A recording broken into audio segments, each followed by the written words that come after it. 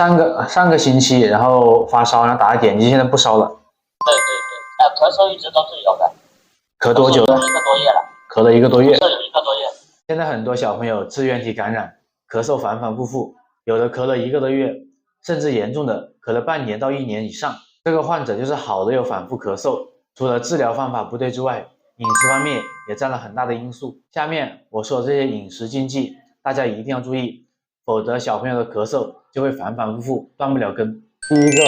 生冷的食物是不能吃的，比如说牛奶、水果、鸡蛋，因为支原体感染本来就是个体虚咳嗽，这种时候如果吃过多生冷的话，会损伤脾胃的阳气，导致脾胃运化更加不好，更加容易生痰。第二个就是禁辛辣的食物，很多家长在小朋友感冒的时候，就给小朋友吃很多辛辣的食物去发汗，其实这是不正确的。脾胃不好的小朋友多半会有积食，积食日久了就会化热，如果吃过多辛辣的食物，小朋友体内的火气会被调动起来，会加重一个病情的寒热错杂的情况。第三点就是油腻的食物，小朋友不要吃太多的肉，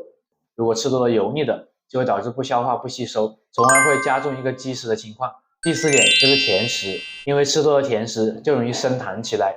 小朋友痰多的话就会刺激喉咙，引起一个咳嗽，然后咳嗽就会反反复复，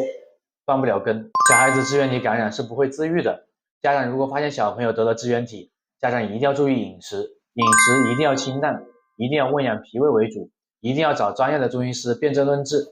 因为中医是可以断根本的，是从根本上解决问题，调理小孩子体质的。孩子体质好了，自然就不会反反复复咳嗽了。